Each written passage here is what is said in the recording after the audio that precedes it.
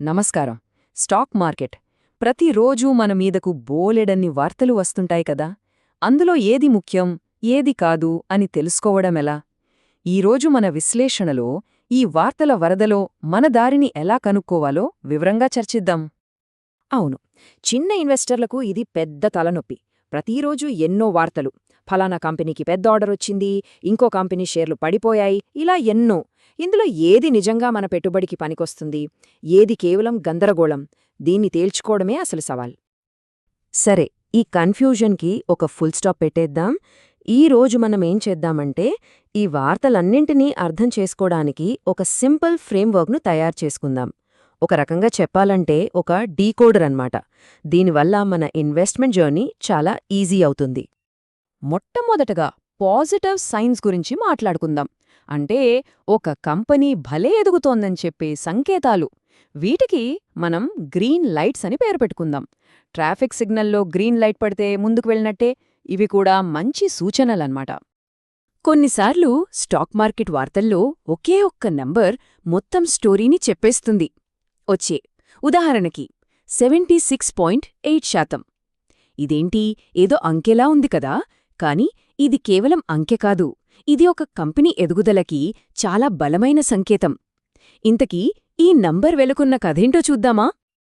ఆ 76.8% ఏంటంటే జిఎస్ఎం ఫోయిల్స్ అమ్మకాల వృద్ధి.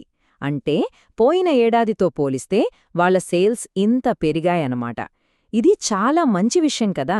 ఒక కంపెనీ ప్రోడక్ట్స్కి మార్కెట్లో ఎంత డిమాండుందో ఇది స్పష్టంగా చూపిస్తోంది. సో ఇది ఖచ్చితంగా ఒక పాజిటివ్ సిగ్నల్. అమ్మకాలు ఒక్కటే కాదు, ఇంకా చాలా గ్రీన్ లైట్స్ ఉంటాయి. ఉదాహరణకి ఆల్పెక్ సోలార్, సుప్రీం పవర్ లాంటి కంపెనీలకు కొత్త ఆర్డర్లు రావడం, లేదా మ్యాక్స్ అండ్ రీటైల్ కొత్తగా స్టోర్లు తెరవడం, ఇంకా కేన్స్ టెక్నాలజీలాగా వేరే కంపెనీలతో టైఅప్ అవ్వడం, ఇవన్నీ కూడా ఆ కంపెనీ భవిష్యత్తు బాగుంటుంది అని చెప్పే సంకేతాలే. అన్నింటికన్నా ఒక బలమైన పాజిటివ్ సిగ్నల్ ఏంటో తెలుసా? ఆ కంపెనీని నడిపేవాళ్లే, అంటే మేనేజ్మెంట్, వాళ్ల సొంత డబ్బుతో కంపెనీ షేర్లు కొనడం. ఆలోచించండి, వాళ్లకి కంపెనీ భవిష్యత్తు మీద నమ్మకం లేకపోతే ఎందుకు కొంటారు? ఇది వాళ్లు మనకిచ్చే అతి పెద్ద భరోసా అన్నమాట. సరే, గ్రీన్ లైట్స్ గురించి చూసాం కదా. ఇప్పుడు యెల్లో లైట్స్ దగ్గరికి వద్దాం. అంటే వీటిని చూడగానే భయపడక్కర్లేదు, కాని కొంచెం జాగ్రత్తగా ఉండాలి, లోతుగా ఆలోచించాలన్నమాట. ఒక ఉదాహరణ చూద్దాం. క్వాలిటెక్ ల్యాబ్స్ అనే కంపెనీ డబ్బులు సమీకరిస్తోంది అని న్యూస్ వచ్చింది. వినడానికి బాగానే ఉంది కదా. ఆ డబ్బుతో కంపెనీ ఇంకా ఎదగొచ్చు. కానీ ఇక్కడే ఒక చిన్న ట్విస్ట్ ఉంది. ఆ ట్విస్ట్ పేరే షేర్ హోల్డర్ డైల్యూషన్. అంటే ఏంటంటే, కంపెనీ డబ్బుల కోసం కొత్త షేర్లను జారీ చేసినప్పుడు మార్కెట్లో మొత్తం షేర్ల సంఖ్య పెరిగిపోతుంది. అప్పుడు మనలాంటి పాత వాటాదార్ల ఓనర్షిప్ పర్సెంటేజ్ తగ్గిపోతుంది. అందుకే ఫండ్ రైజింగ్ వార్తను వెంటనే పాజిటివ్ అనుకోకూడదు, కొంచెం జాగ్రత్తగా చూడాలి. అలాగే కంపెనీలో పనిచేసేవాళ్లు షేర్లు అమ్మారనుకోండి, వెంటనే మనం ఆందోళన పడాల్సిన పనిలేదు.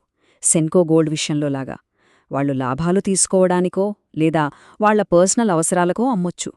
ప్రతి అమ్మకం వెనుక నెగటివ్ కారణమే ఉండదు.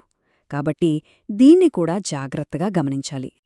ఇప్పటిదాకా గ్రీన్, యెల్లో లైట్స్ చూశాం. ఇప్పుడు చాలా ముఖ్యమైనవి రెడ్ ఫ్లాగ్స్, అంటే తీవ్రమైన హెచ్చరికలు. ఈ సంకేతాలు కనిపిస్తే మాత్రం ఒక ఇన్వెస్టర్ అస్సలు లైట్ తీసుకోకూడదు, వెంటనే అప్రమత్తమవ్వాలి. ఉదాహరణకి Utsav CZ gold jewels company rating తగ్గించబడింది. దీని అర్థమేంటంటే, క్రెడిట్ ఏజెన్సీలు, అంటే అప్పులిచ్చేవాళ్లకి సలహాలిచ్చే సంస్థలు, ఈ కంపెనీ అప్పులు తిరిగి చెల్లించడం కష్టమేమోననుకుంటున్నాయి. ఇది చాలా పెద్ద రిస్క్. కంపెనీ ఆర్థిక పరిస్థితి బాగలేదని చెప్పే ఒక పెద్ద రెడ్ ఫ్లాగ్ ఇది. ఇక్కడ ఒక చాలా ముఖ్యమైన తేడాను మనం అర్థం చేసుకోవాలి. కంపెనీలో పనిచేసేవాళ్లు అమ్మడం వేరు, కంపెనీని స్థాపించిన ప్రమోటర్లే అమ్మడం వేరు. పేజ్ ఈకామర్స్లో జరిగినట్టు ప్రమోటర్లే తమ వాటాను అమ్ముతున్నారంటే అది చాలా బలమైన నెగటివ్ సిగ్నల్. కంపెనీని కట్టిన వాళ్లకే నమ్మకం పోతోందని అర్థం చేసుకోవచ్చు. సరే, ఇప్పుడుదాకా మనం గ్రీన్, యెల్లో, రెడ్ ఇలా రకరకాల సిగ్నల్స్ గురించి మాట్లాడుకున్నాం కదా. వీటన్నింటినీ కలిపి ఒక చిన్న ఇన్వెస్టర్ ఈజీగా ఫాలో అవ్వడానికి ఒక సింపుల్ రూల్ బుక్ లాగా ఇప్పుడు చూద్దాం. మనం ఎలాంటి కంపెనీల కోసం వెతకాలి? సింపుల్. 1 అమ్మకాలు, లాభాలు పెరుగుతూ ఉండాలి. 2 ప్రమోటర్లు లేదా మేనేజ్మెంట్ వాళ్లే షేర్లు కొంటూ ఉండాలి. 3 కొత్త ఆర్డర్లు వస్తూ ఉండాలి లేదా కంపెనీ విస్తరిస్తూ ఉండాలి. 4 వాళ్ల బ్యాలెన్స్ షీట్ బలంగా ఉండాలి.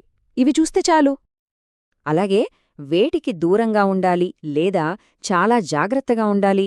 రేటింగ్ డౌన్గ్రేడ్స్ అయిన కంపెనీలు, ప్రమోటర్లు షేర్లు అమ్మేస్తున్న కంపెనీలు, తరచుగా డబ్బులు సమీకరించి మన వాటాను తగ్గించేస్తున్న కంపెనీలు, ఇంకా పీఈ రేషియో మరీ ఎక్కువగా ఉన్నవి, అంటే వాటి విలువ కన్నా ఎక్కువ ధరకు ట్రేడవుతున్నవి. వీటితో జాగ్రత్త. ఇవన్నీ ఒక ఎత్తైతే, అన్నింటికన్నా ముఖ్యమైన ఒక గోల్డెన్ రూల్ ఉంది. అదే డైవర్సిఫికేషన్. అంటే మన డబ్బు మొత్తాన్ని ఎప్పుడూ ఒకే స్టాక్లో పెట్టకూడదు. వేర్వేరు కంపెనీలలో వేర్వేరు రంగాలలో పెట్టుబడి పెట్టాలి. అప్పుడే మన రిస్క్ తగ్గుతుంది. సో ఇప్పుడు మనకు సిగ్నల్స్ను ఎలా చదవాలో ఒక ఐడియా వచ్చింది కదా.